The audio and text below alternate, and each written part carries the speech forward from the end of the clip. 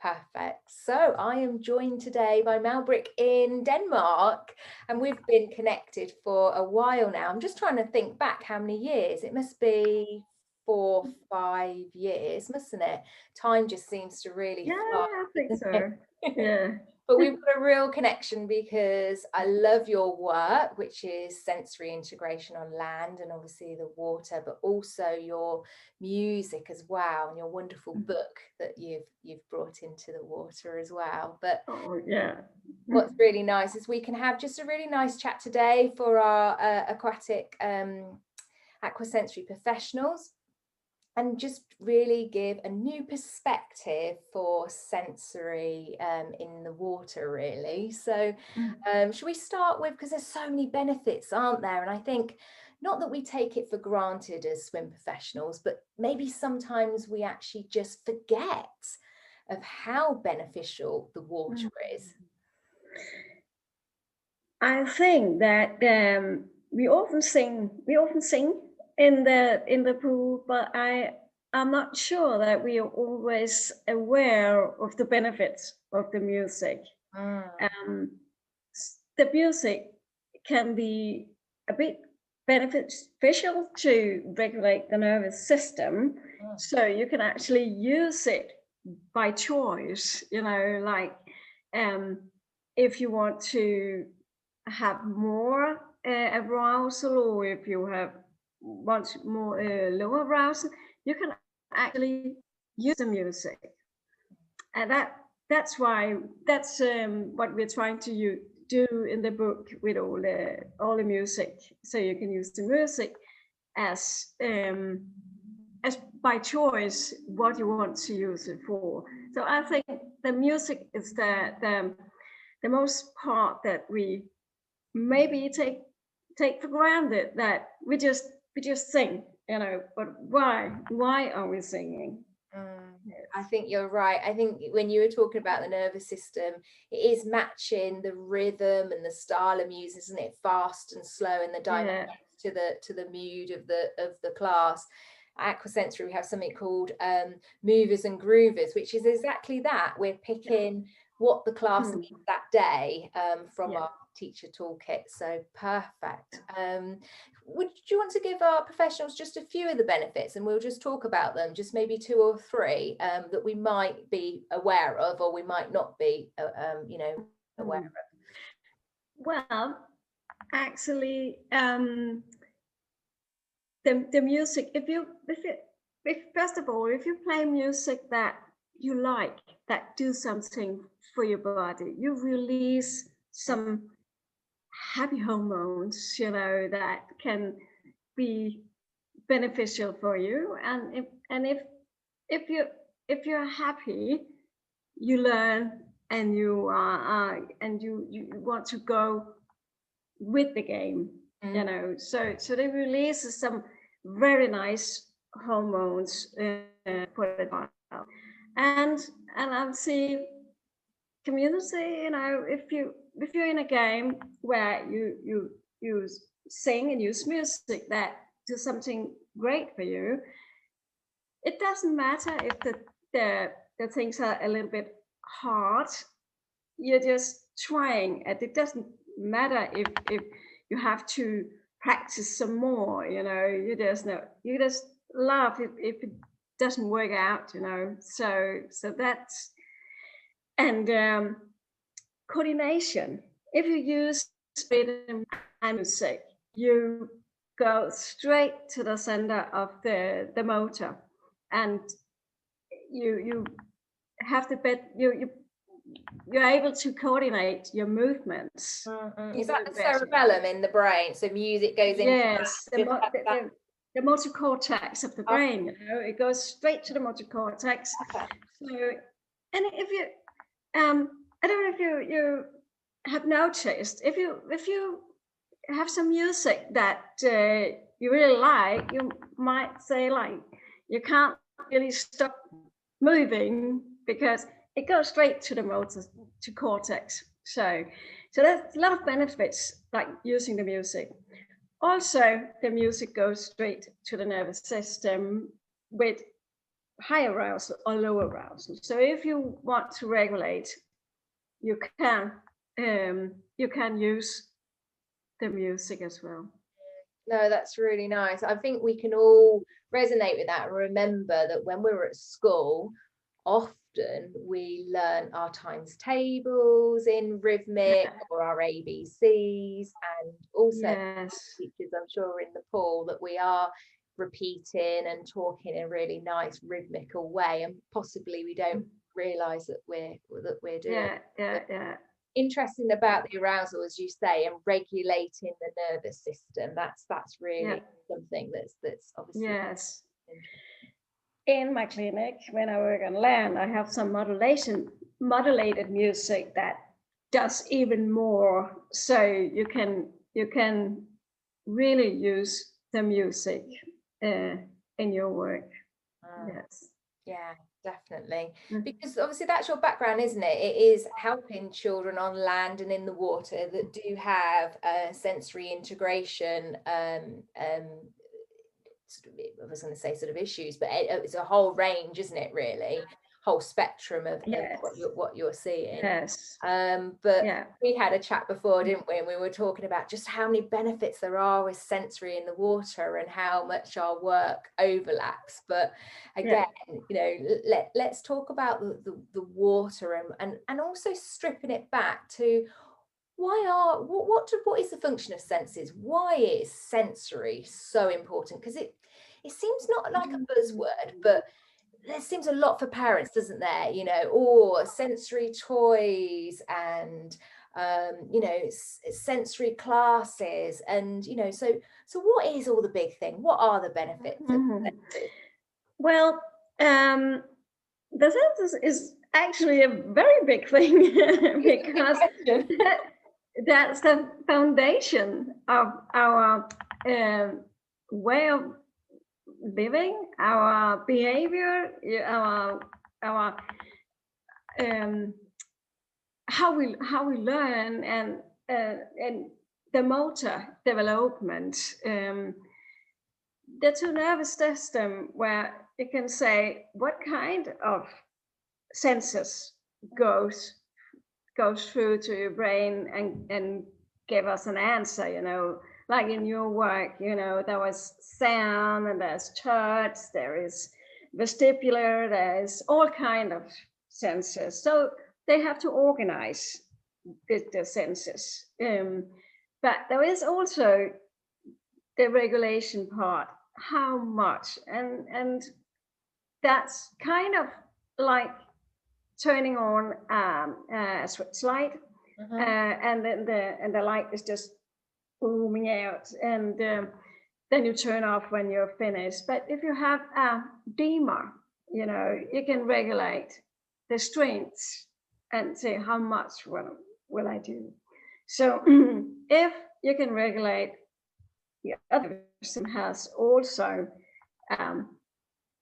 possibility to organize, you know. So when the senses has to be organized and goes through the brain, it's really important that the nervous system works. So that's actually the foundation of all our I know our it's such a big living and I tell you, I love your analogy with the dimmer switch, and visually I can really see that, because we can also talk about early years children that are just starting to regulate themselves, but babies, I love the dimmer switch of almost visualizing that actually their dimmer switch is on all the time at full blast. Everything is pouring in constantly. It is. And it is experiences in the environment that, you know, really start to just slow it down. But obviously that co-regulation, they rely so much on us to be able to regulate themselves and their environment, isn't it? So I don't, maybe other instructors can relate to that, because my parents, when in the water with the babies, always come and say, I can't get eye contact, you know. And I said, you have to be interesting, you know, because if there is as the sun is shining, there is this little spot, like that is watching. So you have to turn on the dimmer and be more exciting because they have to move the attention, but they are so engaged to that spot, so they can't really turn on and off unless you decide, hey, could you turn on to me, please? Yeah. You have to be exciting, when they look at you, you have to look like you want to be with them, it doesn't have to go and sit chat with the mom beside you or something. You have to be there. You have to show you're there. So, and that's again with the regulation, because some children are sensitive, so they are easy to distract. Yeah. So they take so it's really hard to get the attention. So you have to maybe go to a little bit corner so they doesn't get that much input, But the essence in this is that you have to use the dimmer to turn it on where you want the attention. Yeah. Yeah. No, definitely. I get that. But then sometimes it's not a bad thing that they're so curious, aren't they? They're looking around and they see, as you say, the sun coming in and those little sunlights and the little sprinkles, and it's mesmerizing, because one of the things that we sometimes forget as parents or professionals, because we've got to really sort of put ourselves in their brain and body, is that it's all new. Wow, for us it must be like, for a little person, everything is new. It is. Yes. So of course we want to focus on us or the skill or the toy, but wow, everything else, it's the whole body and mind experience, isn't it? It is exactly what's happening. They're turning on because everything is exciting. When my son was 1.5 years, I decided to go for a walk with him on his turn. So when he wanted to look at this little ant or whatever, I was there as well, looking at this ant, trying to examine, I was so tired. I have experienced it all new again, because when I go through an ant, I know it because I know what it is, but to explore it again, I was so tired in my head just for that little walk, because I have examined everything in my world, so it, of course, when you have learned this is this, you have to regulate. And I know this and it's not dangerous, because you get so filled up with input if you don't, So, but it was so funny to experience this all again. But this was the baby, So when they're in the water for the first time, maybe they can just be there for 7 minutes or something, because they experience it. All these things. It's a big bathtub, and there's water and all the other children and whatever there is at the pool, they're experiencing all these things. Not for the first time, maybe, but for the second and the third, they have to Yeah, but maybe that's what we can talk to parents about, because there is that process of acclimatization and visualization of the brain, but it is that little dim switch. So, for us to regulate their environment, and just as you say, if they need less, to turn down the dimmer switch, or if they're seeking and they need more, then it's just to turn it up a little bit. So, as you say, we're regulating their sensory needs to their diet and what they need. Yes.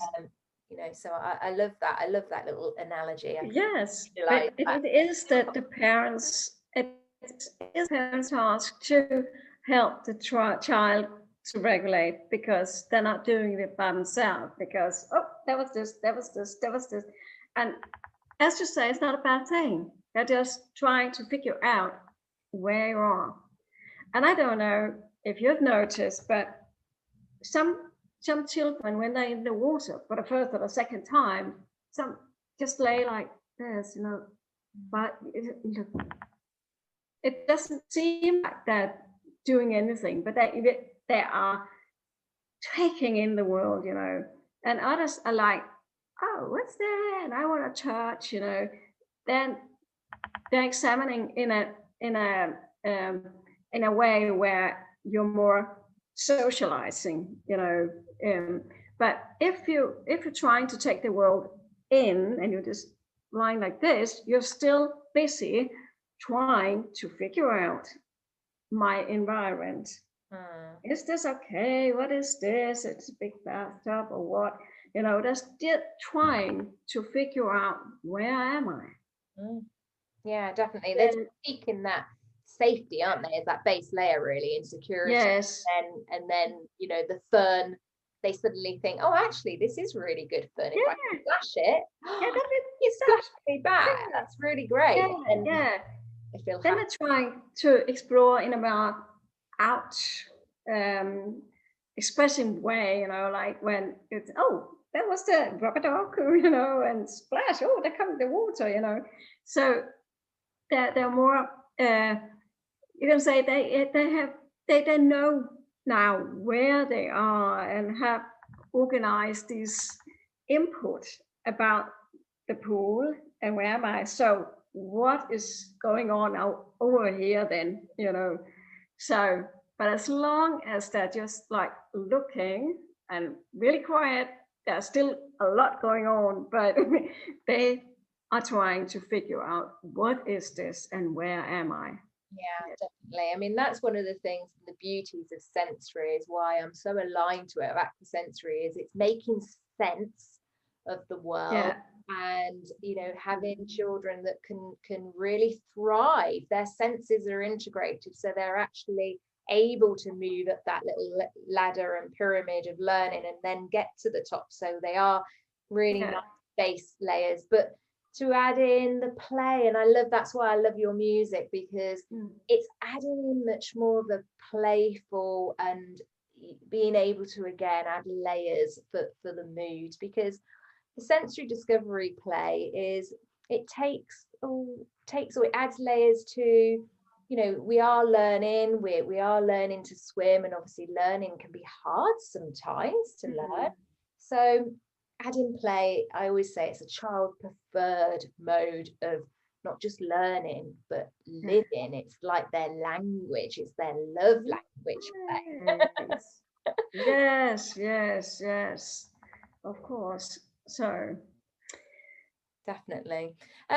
You were talking about the water there, and you were talking about the modulating, because how does it differ from dry land? Obviously you've got the gravity, but the vestibular system is so important, isn't it, for all of our senses? It sort of coordinates, it's that almost that little mini GPS system. But in the water, is it your professional opinion that that's why children do feel quite challenged, because the vestibular is a little bit more on high alert and you haven't got the same gravity properties? It's everything's all at once, isn't it? I mean, what do you that's feel? a possibility. Yes, it is. And the funny thing about the water and the regulation is that what I call the cold water, because I'm used to 34 Celsius, but like 28, 26, 28, like this, it's kind of having an effect on the high arousal thing, and the hot water has an effect to lower the arousal. I have this boy in treatment, and as I guess you do that in England as we do in Denmark, we have four mates that go swimming, and the moms takes turns to go and go drive them to swimming and get them again. And this boy was like so tired before he went swimming, and his friends was chatting, and there was just there was a lot going on. But after swimming, these boys were like tired, but he was chatting because he has a low arousal. So the swimming and the activity by swimming has helped his arousal. So now he was in a normal arousal. If you have a low hair, normal hair, and a high hair, he was like coming to the normal arousal. So it's a funny thing what the water can do by regulating as well. Yeah. And well, some children also have, if we are in the about school age or a little bit before, have a difficulty to coordinate, and that often is because some reflexes has not been integrated yet. So some of the children are more under the water. Yeah. than in the surface actually swimming. They like being under the water because then they can move. So, and they don't have to coordinate that way in the surface as they have under the water, and the gravity is again not there. So they really want to be under the water as well.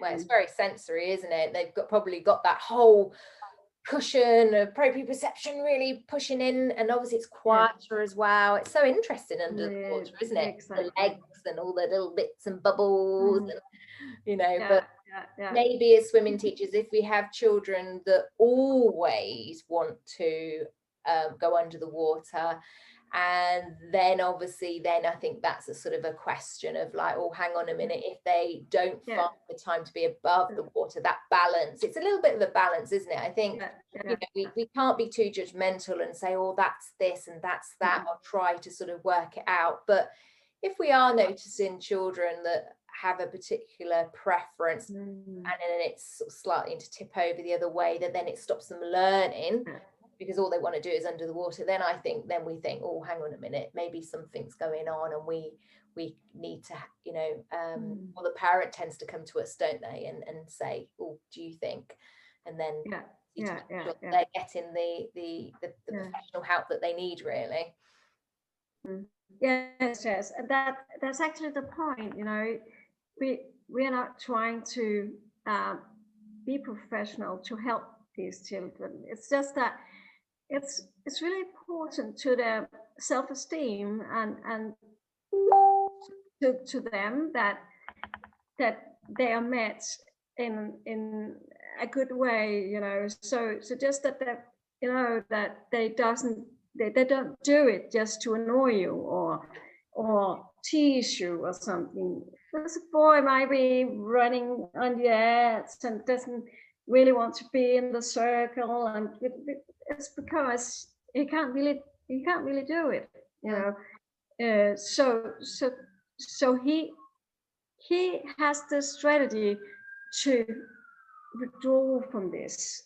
So he's trying to actually not regulate himself, but trying to make things good for him, that he has his body can't be in a circle with the others, and he can't be still, so but a very easy and good way to regulate is actually standing on your hands by a wall, because proprioceptive exercises or games are really calming down your nervous system. So if you with the what I call big children, because in my swim school we have them from 2 months to 6 years. So 6 years is what I call the big children. So from 3 or to 6 or something, you can easily make them stand on the hand, pulling up the wall with their legs, because and do proprioceptive game, you know, have a big mattress. Yeah, so you're more sort of like saying to them to actually invert, so hands on the floor and almost, or just hands on the wall. Yeah. No, the stand Head, with handstand. back to the wall and bends, and then they take their legs to the wall, so stand on there. So they're crawling with their legs and stand on their hands. And in the pool, you can have some mattresses that they have to pull what they can, you know, and they try to push you away or something. So all proprioceptive games are really calming down the nervous system, you know. So to the big ones, you know. So the little ones needs hugs and deep pressure, and that also calms down their nervous system. And, you know, not too much input, you know, to the little ones. Definitely. We have a little expression that we turn them round to make their world smaller. And I love that, because if you hug them, we call it a water hug. And it's giving permission to the parent that actually this is okay, and it's actually naming an activity, so they don't feel like they're not doing something, or my child's not in actual. They're still doing a really important hold and move in its own little way. So I love that. Yes.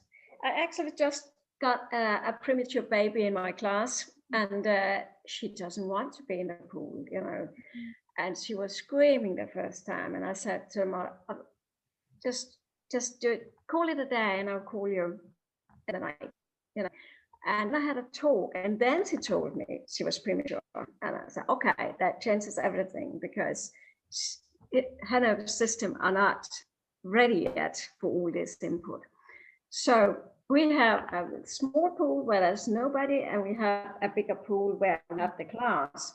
So I made the arrangement with the mom that she started off there, and then just 5 minutes, because there is a wall up, so she doesn't get the input from the big pool. And now she's been there 3 times, and next time I think 4 times. And this time, yesterday I had the class, she actually comes to the pool and was swimming with some balls, you know. She has calmed down her nervous system about the place. She knows it's a big pool. She knows what the water is, and she knows the smell. She knows, you know. So now she's introduced to the other children as well, but in a calm kind of game. We were swimming after the small balls, you know. So she came when we were in a calm activity, and she was so fine. So I have to, you know, we have to take away the input, so they can, you know, find out where am I without all the others input. Definitely. And I think we, as adults, we know if we change, example, we change jobs, you know, we get another job, and that might be challenging. Then a boss come and say, okay, you can take this as well. Okay, I need this for 4 o'clock as well. This excitement, this could be important as well, and this I might know it's harder. We really wake up, you know, when we are full of input, you know. So we have to start calm and nice and easy, you know. We don't have to fill up. Oh, now you know what a pool is. Now you can be this game. Now you can be. No. We have to. So, I can really relate to that. I was thinking that some professionals would think, oh, that's really lucky, I don't have 2 pools. But what my advice would always be is still do almost like a visit to the pool, and even the change part is huge for small babies. Even sitting on the side of the pool and taking in all the sounds and sensations, even sitting on the steps, and then actually the change after, even that in itself is absolutely huge. Because I think we do sometimes forget the before and after. It's so ingrained in the swim journey. For us, we just think about that half an hour in the pool, but for a child, their whole swim journey is huge, isn't it? And they're bombarded, and and I also think when a lot don't have two pools, I'm lucky, I know, then to find a corner, find a corner your pool, the point is that you need to take some of the inputs away. And again, just the pressure from the parents, can be was regulating the nervous system in a negative way. It could be a high arousal in that, because just a feeling, because they're so connected, they can feel when the parents are stressed or nervous, so just that can be a way to stress the nervous system. I had a little boy as well last Tuesday. His mom, I didn't know, but his mom has been outside the window of the pool 3 times, and he was screaming. He didn't want to go into the place. And last Tuesday, he was screaming in the changing room, and she came to the shower and he was screaming. I said, "Oh, is that today you have to swim?" Like, "Oh, we have something about the water right now." "Oh, okay." I said, "Don't go to the water. Just put the clothes on and sit on the bench just to watch." He doesn't need to feel the pressure.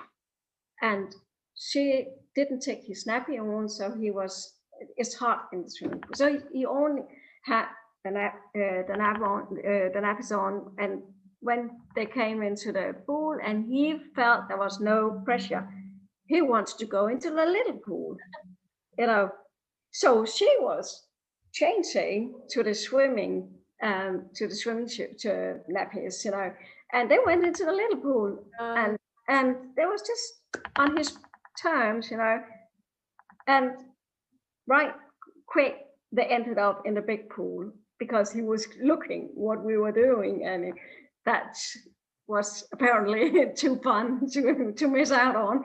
So he went up. Yes, but the pressure, that's the point.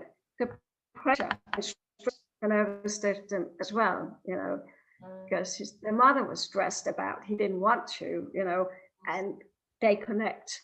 So you have to calm down the parents as well. That that is really effective to regulate the child's nervous system. And it's a tricky one, isn't it? Because we don't want to cross any personal boundaries, and then obviously even allude to, we think that the parent is a little bit stressed or contribution to it, but to have a nice playful program that actually is part of it for everybody, then it just becomes part of who we are and what we do, and everybody will benefit then. But I often see that for us, it's empowering the parent and having that definitely that lovely part. But that's great. You've been such a wealth and knowledge, little things. So to talk about music and sensory and regulation, and I really remember that little dimmer switch. The dimmer, Where can I'm sure that our Aqua Sensory professionals would love to know a bit more about your book. Is it still on Amazon, or how are you sort of making it available? Well, it's on my website. You can paste it on my site. Yes, and I write sometimes, or can I do that? Chat. Definitely. Yes, definitely. I'll when I will try it there. So it's coming up in chat. It might record. Come on. And it's in Danish and English, and if you find, that's it, it's coming up there. What I'll do as well is I'll copy and paste it's the yes, it's the same as nice.